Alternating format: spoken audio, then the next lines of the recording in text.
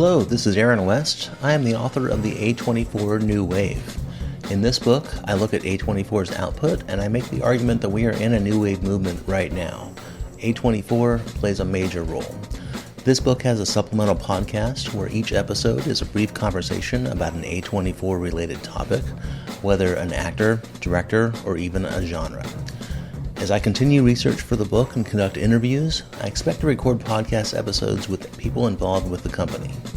You can find the podcast at cinejourneys.com or wherever you find podcasts, and we are proud to be members of the Someone's Favorite Productions podcast network. Hello and welcome to Tumbleweeds and TV Cowboys. My name is Hunter. In this podcast, I'll be joined by a different guest each week to discuss a classic Western movie or TV show. I've been a fan of classic Westerns for as long as I can remember, and in recent years, they've become very nostalgic for me. I love the aesthetic, the tropes, and I love seeing different filmmakers' takes on them. At their best, they're incredibly entertaining, rewatchable, and some of my all-time favorite movies are Westerns. We'll mostly focus on Western movies made in Hollywood, but we'll also be covering spaghetti Westerns, and one thing I'm very excited to get into are Western TV shows. I've got some amazing guests coming on the show, film professors, historians, and podcasters. And Tumbleweeds and TV Cowboys is part of the Someone's Favorite Productions podcast network, and many guests on the show will be from other shows on the network. Thanks for listening.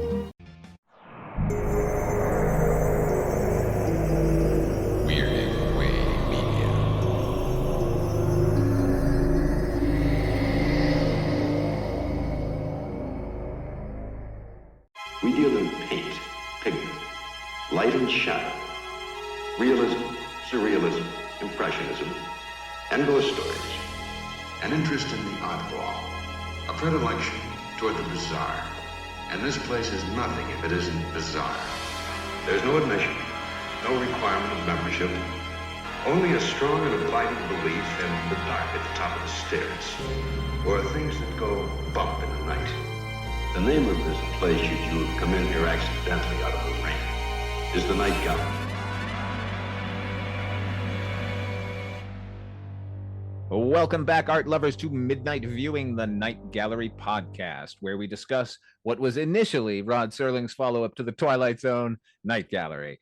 I'm Father Malone, and with me here in the gallery are On Seagal, a Steven Seagal podcast's Chris Stasio. If you don't know me now, you'll know me as the Worm by the end of this episode. And from the Kolchak tapes, Mr. Mike White. Why has no one offered me money to stay in a haunted house? We here at the gallery are discussing season 2, episode 6. This aired on October 27th, 1971, making it their Halloween special. It's an all-access Halloween special. That's Axis Powers, the Jerry's and the Eye Ties. They're on full display here. They appear separately in our 2 segments, only 2, hearkening back to a more innocent and simple time at the Night Gallery. Those segments are A Question of Fear and The Devil Is Not Mocked. Painting number 1, about a man who spends a night in a haunted house, an unbeliever, if you will, who by dawn believes. The name of the painting is A Question of Fear. The name of this place is the Night Gallery. Now, A Question of Fear was written by Theodore J. Flicker, based on a short story by Brian Lewis, and directed by Jack Laird. Stars Leslie Nielsen, Richard Vickers in Creepshow, and Fritz Weaver, Dexter Stanley in Creepshow. That's right, it's a retroactive Creepshow reunion, although they actually interact with each other here, which is different than in Creepshow. It also stars Jack Bannon and Ivan Bonar, and a special appearance by Castle Thunder. This is a tale of courage in the face of supernatural terror when Leslie Nielsen's mercenary Malloy accepts a bet to spend a night in a haunted house from Fritz Weaver's Dr. Machi, who may have an ulterior motive in this wager. What'd you think of this one, Mike? Went on for a little too long, but it was so nice to see Leslie Nielsen, especially we've been talking a lot about him with Police Squad, but it was great seeing him here with the eye patch for no good reason. And yeah, Fritz Weaver, he's so awesome. I really like that guy a lot. So I had a good time, even though I think this went on for a little too long. How about you, Chris? So to say, how much more do we need to see of Leslie Nielsen at this point? I'm a little Leslie Nielsen out. Good Lord. It's funny. It wasn't intentional, the timing here, but we have been revisiting Police Squad and then Naked Gun and Airplane. So To see Leslie Nielsen in something else, it's hard to take him seriously, unfortunately. I just have a hard time because, again, he's in the best Police Squad and Naked Gun stuff, he's playing it straight. So here he's playing it straight and everything else is straight as well, or as straight as it can get with Night Gallery. But I think overall it's interesting. I think the twist is pretty obvious, but also at the same time, I don't know. It's an interesting story that I'm sure Teddy J. Flicker of Barney Miller fame, he landed it rather well. What about you, Father Malone? I love this one. I was all on board, like the whole thing, everything. And the thing about Leslie Nielsen is I remember him mainly as a dramatic actor. So when he made the switch to Police Squad for first, obviously Airplane, and then Police Squad, and then Naked Gun, like, to me, the joke was always how straight he was playing it. He eventually turned into a clown, and he is a very funny comedic actor, no question about it. But like the early funny movies he was in were only funny because of how dramatic he was playing it. So every time I get to see Leslie Nielsen actually playing a dramatic role, I'm happy. My favorite role of his of all time is in Creepshow as Richard Vickers. He's one of my favorite villains of all time. He's so gleeful and wonderful in that. And so I was excited to see a different kind of villain from him here. And I thought he nailed it. That type of character that's sort of overly proud of what an asshole he is and everyone else is a coward and beneath him, like that kind of masculinity makes me want to switch pronouns, man. Like it's and he does it. So I do wonder about that eye patch because, you know, they kept giving us lots of close-ups where clearly you could see his eye in there. That was a little bit of a failing. Also, you know, just character-wise, at the beginning, he mentions that he killed 6 men for desertion. I'd say that that's only what he told his superiors. I think this is just a kill crazy madman. And yeah, he was like, "Oh, I wish I was in My Lai." Yeah, yeah, exactly. Like, first of all, what is he doing in that club at the beginning anyway? He's the most ornery guy. Like, no, he's like running the pool table. I'm sure everyone at that club walks in. It's just like, oh my God, Malloy's here. Let's just go back to the. When you mentioned the twist, Chris, are we talking about the fact that there was no thing in the basement? Is that the twist? That's the twist, at least in my mind. I guess there's 2 twists, right? Yeah, there's 2 twists for me anyway. Yeah, and I saw it wasn't a real thing at all coming, but I certainly didn't expect this haunted house, Pepper's Ghost kind of dark ride that the episode began as to suddenly turn into a body horror nightmare from 1971. Holy God. I didn't remember this episode at all. I'm glad I didn't because I got way into it. Well, I like that whole monologue at the end with Fritz Weaver just going on and on and on and on is really horrifying. Yeah. How gleeful he is and how terrible he is going to make Leslie Nielsen feel. Like it is he is filled with glee.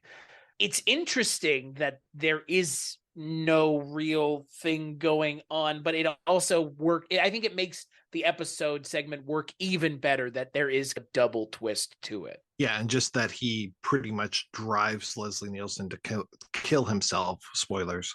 But I love that. I really love that. I would have liked to have seen the worm, but I think we all know that whatever that would have been actually would not have looked very good. So probably for the best that we didn't see it. Yeah, I was like, oh boy, are they going to show a big worm with a human face like how they showed a big spider last time? Yes. It worked in Freaked. Right. Yeah, it worked in Freaked 20 years later with right. Well, exactly. Prosthetic artistry going on instead of the cobbled together, we have to get this shot by noon mentality over at the Night Gallery. I did wonder why. First of all, did you notice what this mercenary, this career soldier, what he thinks belongs in a survival pack? He had cigarettes, a coffee thermos, extra ammunition, a flashlight, and a bigger flashlight. Yeah. Oh, yeah. That's it. I know he wasn't expecting trouble because he didn't believe in ghosts. Only cowards do. But certainly, I don't know. It just seemed like an odd assortment. I think Leslie Nielsen would get along really well with that character that Tony Montana plays in that episode of Twilight Zone 1985. You guys remember that? In the bunker? Was it? Was it Tony Montana? Joe Montana. Not Tony Montana. Joe Montana. But these 2 dudes would get along. I like that they, in these shows, take to task being a jingoistic patriot dickhead. I appreciate that these dudes get their comeuppance in both segments, frankly. And skillfully, I'm glad Theodore Flicker is the one adapting this and not Rod Serling, because it has all the hallmarks of something Serling would have been drawn to, which is the haunted house trope and the rich and the anyway. You know my feelings. Did either of you happen to read the short story? Did not. By Mr. Brian Lewis.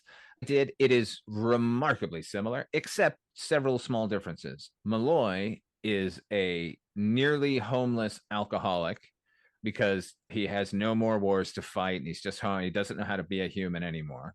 He's actually painted as the hero. We follow it from his point of view when it's like trading places, like these two men in a limo are like, come with us, we'll give you some money if you can, we hear you're a soldier and you can make it through if you don't be scared. It isn't a haunted house situation. They just say you need to survive the night on this compound. So he goes onto the compound and is immediately attacked by 3 dogs who he kills with a gun that they've given him, and then discovers afterwards that the dogs have no teeth, that they were just there to scare him, even though he killed them. Okay. So then he gets into the house and goes into the basement where the door bolts behind him and he sees that there's a gorilla in the room. Now, he still has his pistol. And the gorilla in the darkness is shambling around and screaming at him, and then starts to come for him. And he fires the gun a bunch of times, and the gorilla just doesn't feel anything and eventually tires of the guy and goes back into the corner. The lights come on and he realizes there's this plexiglass between him and the gorilla. So he's getting the idea, oh, they're just trying to scare me to death. And then goes to sleep. No, they do the pendulum thing to him, but he just falls asleep. Wakes up the next day, and then the rest plays exactly like the episode, including the entire speech that Fritz Weaver gives, like word for word. It's there. Either one would work, and I guess it's better that they went with haunted house, because I thought the haunted house stuff was actually really good here, and there was no way they were going to have 3 dogs with no teeth attacking him on a compound. Anyway, like I said, better that Flicker did it and put it into this haunted house, because some of the haunted house effects were really great, actually. That weird fractal kind of ghost that attacks him while he's in the basement, I thought that was actually genuinely scary. Yeah, and I like the solarized sort of yellow ghost that is stalking him around for a little bit. Like, all that was fun. Like, this is, again, TV 1971. Some of the effects weren't great. For some reason, they cut to an exterior of the house, and there was a matte shot of a bat flying by for no reason. Oh, yeah, now I'm scared of the bat. By the way, that was just the Psycho house. Like, what? Yeah, I thought that looked familiar. Yeah. Boy, didn't it? Because it got moved a few times, so that's why the surroundings looked a bit different, but it was obviously the Psycho house. Yeah, when I realized it was Universal as well, I was like, oh, okay, this kind of makes sense. Yeah. Why did he touch every drop of blood? Anyone? He did everything but taste it, you know? I do have to ask, though, if either of you were in the scenario that Leslie Nielsen has put in, you don't kill yourself that quickly. That is the one thing here where it's like, he's like, Fritz Weaver is really banking on Leslie Nielsen.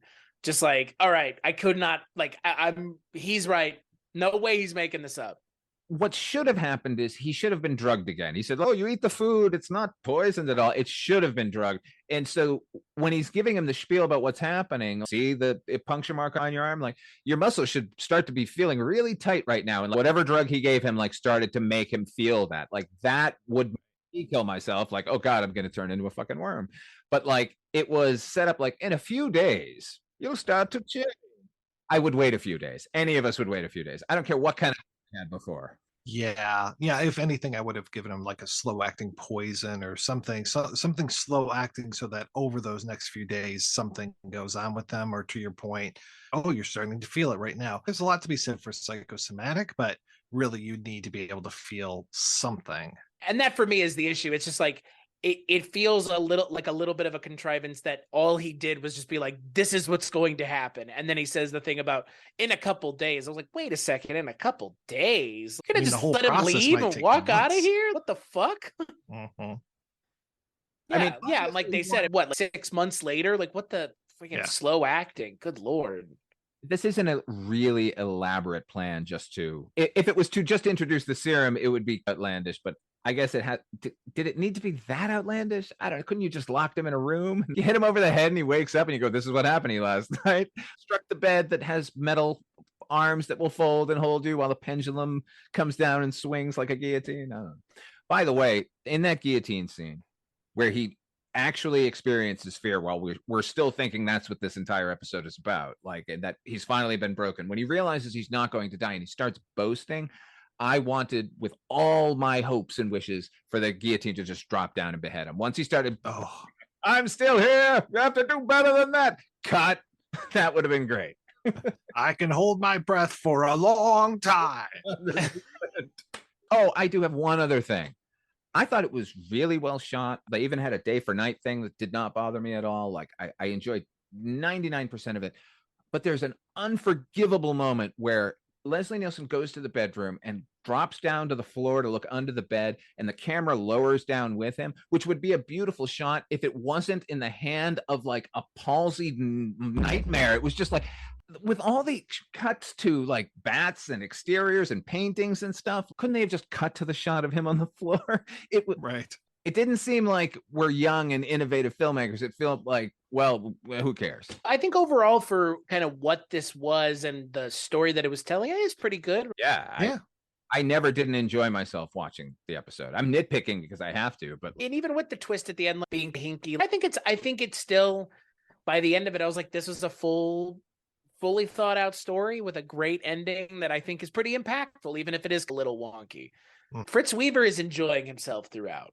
That's for sure. And his character's relishing that moment at the end that he gets over Leslie Nielsen. And I don't know, this has been one of the more successful segments of the show so far, for me at least. Agreed. Also, Leslie Nielsen had one really nice character moment, which I'm assuming was him when he first is exploring the haunted house.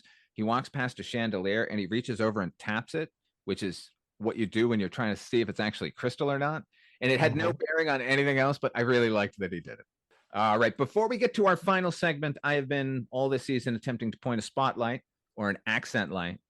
That's what they're called in museums, on some of the lesser known or lesser celebrated members of the Night Gallery family in front of and behind the camera. In this case, I want to mention a fellow by the name of Wayne Fitzgerald. Wayne was born in LA in 1930, died in 2019 at the age of 89. And Mr. Fitzgerald is the gentleman responsible for Night Gallery's title sequence, which you see every week, which scared the hell out of me when I was a kid and really is as essential to the show as anything else as far as I'm concerned. So obviously he's a really good TV title guy, right? Yes, but so goddamn much more. All right. When this man got out of the Navy, where he was on a submarine during the Korean War, and started his career making titles for little tiny flicks like Touch of Evil, The Fly, Pillow Talk, Homicidal, The Music Man. This man has 458 credits. In 1958, 4 of the 5 Best Picture nominees had titles designed by him. In the Heat of the Night, The Graduate, Guess Who's Coming to Dinner, and Bonnie and Clyde. He did all of Coppola's titles. Apocalypse Now, that's him. Just an incredible career. And his son, Eric, continued the business, has done every Walter Hill title sequence since Johnny Handsome. Anyway, just wanted to give a shout out to one of our Night Gallery people that probably nobody knows his name, but they ought to, because he's a giant in his field. Title sequences and posters, man. That's a lost art. It really is. Yeah. It's such a I didn't grow up at a time when Drew Struzan was really at his height, but I'm glad that I still got to see some of those Drew Struzan posters in the wild for real, because that's a lost art, just like title sequences. Yeah, I think Struzan stuff got overly copied by the late 90s probably, but like at the time, these were gorgeous. They're still gorgeous, obviously. And what a iconic, beyond iconic. Yeah, actual paintings, actual thought, like going into what you want to feature about this film, other than let's put 4 faces, slap them together, 4 faces. There we go. That's what you get. And then like a blue light in the center. Yeah. Or a big head. Or them facing away, looking over their shoulder. Or my favorite, the between the legs shot. Oh, yeah, that one too. Mm-hmm. Lost art indeed. All right, now our final segment here is called The Devil Is Not Mocked. Oscar Wilde said something to the effect that if there were not a devil, we'd very likely invent him. He serves many a purpose, and this grim-visaged character here is proof of that rather bitter pudding, in a story that tells what happens when evil collides with evil. The painting is called The Devil Is Not Mocked. Written by Gene Kearney. Oh boy. Based on the short story by Manly Wade Wellman and then directed by Gene Kearney, starring Francis Lederer, Helmut Dantine, Martin Koslick, and single classic wolf. Ladies and gentlemen, I'll just do it right here at the top. If you have not seen this episode, this is what you were hearing behind people talking.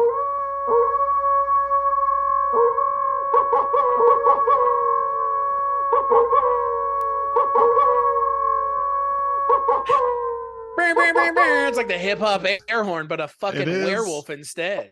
Yes. Over and over, layer upon layer. How can you listen to these werewolves? Oh, Fuck listen off, to them. you. The children of the night. You guys What beats they drop? You guys remember a song called 19, an anti-Vietnam song from 19? Oh, I sure do. No, 19. Yeah. Single classic wolf version. That's what we got here in The Devil Is Not Mocked. The story is a grandfather telling his grandson about what he did during the war. It's basically a blackout sketch stretched out to an interminable level. What do you think of this one, Chris? I love anytime we get to see Dracula doing really weird things, like killing Nazis, because that's a fun concept that has some legs to it. Apparently not here, though. Like you said, it's a Playboy one panel, really. Or it's, you know what it is? It's a Mad magazine, like 4 or 5 panel sketch. Like it's a cracked magazine from the 70s thing. I don't know. It's fun for what it is, but why? I guess you can't give A Question of Fear any more time. And what do you do otherwise? Have somebody come up with 2 blackout sketches back to back? They've never done that. So I guess they just gave this a little bit more time, and it shows. It's a little long in the tooth. Oh, is that a joke? A vampire joke? No, but it was better than every joke in this episode. It wasn't very funny, this segment, but yeah, I saw the twist coming a mile away. I was just happy to see Francis Lederer back as Count Dracula. He was in The Return of Dracula from 58, which I actually watched a few years ago. I was doing an episode about Shadow of a Doubt, and the plot of Shadow of a Doubt and The Return of Dracula are incredibly similar, and some of the shots are even cribbed from Shadow of a Doubt. It's a really interesting film, highly recommended. It's cheap as hell, but I thought it was very entertaining, and it was nice to see him back as Dracula for his final role. And the guy that played the main Nazi, Helmut Dantine, great face. I mostly know him from, I think, Casablanca, and I think he's the part of the couple that Rick is trying to help out, even though Rick sticks his neck out for nobody. But they're like the really sympathetic couple. They're like the young Rick and Elsa type of couple, so he sees himself in that. But yeah, it was a good reunion for me of all these great actors. But the sketch itself, I was just like, all right, it's inoffensive, but really didn't do a whole lot for me. Here's the thing I liked about the episode. 2 things. Francis Lederer's performance as Dracula, particularly when he vamps out at the end, he actually is frightening, which is in his performance throughout, this sort of bemused, oh, you silly little, oh, okay, I'll play along. He's great throughout it. Also, the fact that they gave him a cape with a white stitched interior, folded back over his shoulders, so from behind he looked like he walked out of a Tim Burton movie, like this black and white kind of stripe, and the white shirt with the white bow tie. I loved that. He was dapper as fuck. And I think that's pretty much where my appreciation ends. They do something in this episode drives me crazy. And it's not just this. It's not germane to just this episode. We hear it a lot when people, anytime characters on screen are speaking another language and they're speaking English, we just assume we're hearing German or French or whatever. When they throw in words from that language, it makes me want to slap everybody in the head. Like, you're speaking German, do not say Gott in Himmel. Do not. Oh, I can tell you somebody that does that quite a bit, Mr. Tarantino. There were so many times in Hateful Eight where I was just like, what are you doing? Drives me absolutely nuts when they do that, and it's always just because the writer knows those 3 phrases, so they're gonna throw it in. Also, the Nazis in this, we know they're bad because they open doors just by machine gunning them.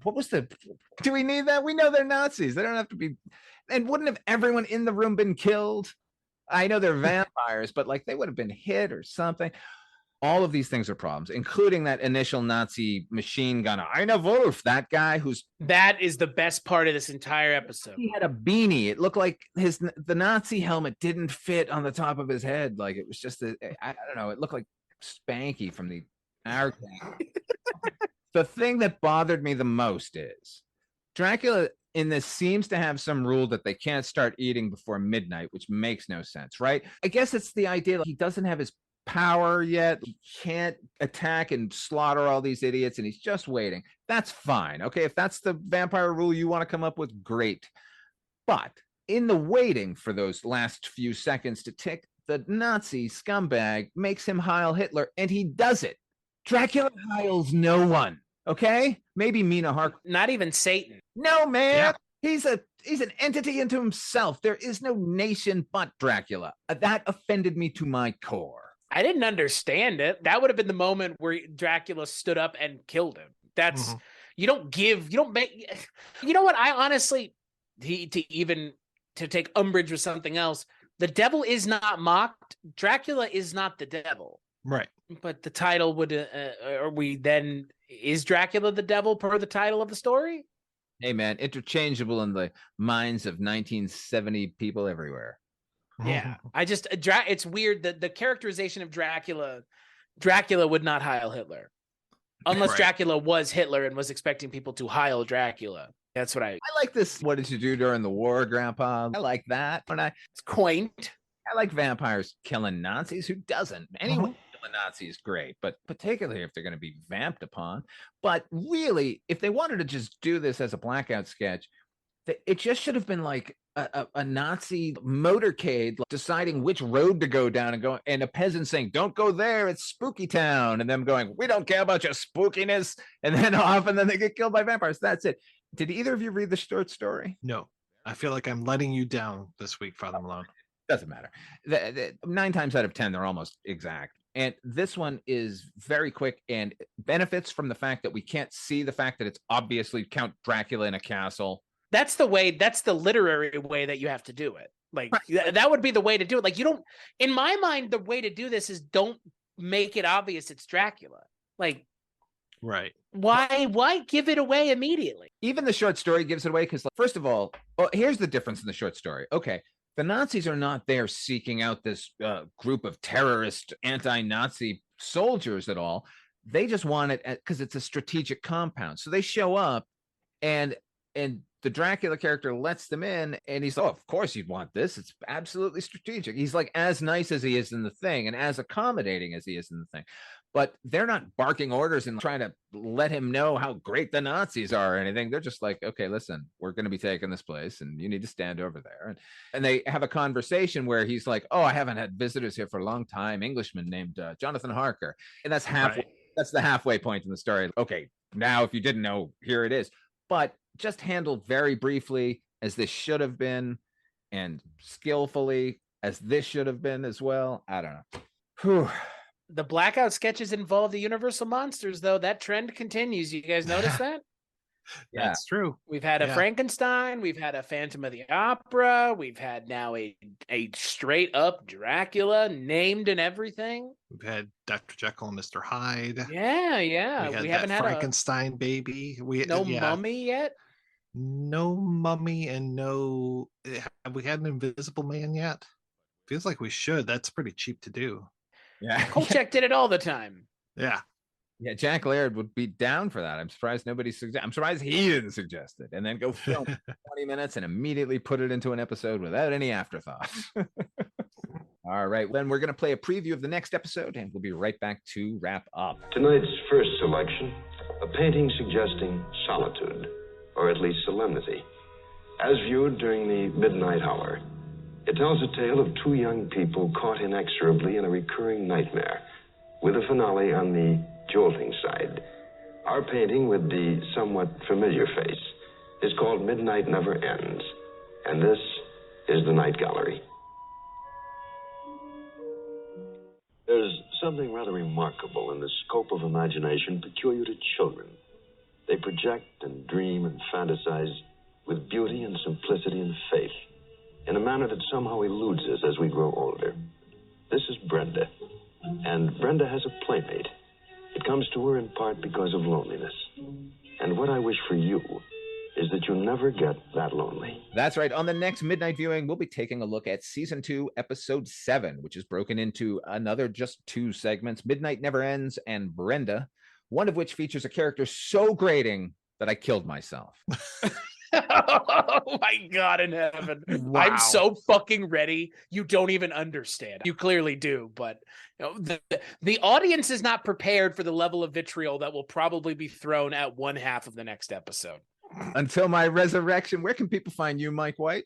You can find me and all kinds of great stuff over at weirdingwaymedia.com. It's a great site. Everybody needs to go there right now. What about you, Chris Stashu? Weirdingwaymedia.com. That's the place where you can listen to this show and other shows that we've been on, like Father Malone's Dark Destination. It's Mike White's The Projection Booth and the Culture Cast. And if you can't find a show to listen to on there, maybe just don't.